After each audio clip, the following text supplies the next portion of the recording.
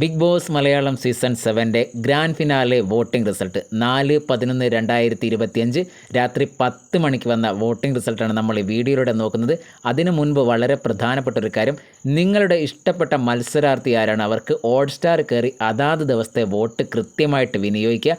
ആ മത്സരാർത്ഥിയെ കപ്പിലേക്ക് നയിക്കുന്നത് നിങ്ങളെ വോട്ട് തന്നെയായിരിക്കും. ഇപ്പോൾ വന്ന കൃത്യമായൊരു അൺഒഫീഷ്യൽ വോട്ടിങ്ങിലേക്ക് കടക്കുമ്പോൾ 1-ാം സ്ഥാനത്ത് എത്തിയിരിക്കുന്നത് അനുമോളാണ്. ഇപ്പോൾ 43,912 വോട്ടോടെ അനുമോൾ 1-ാം സ്ഥാനത്ത് എത്തിയിരിക്കുകയാണ്.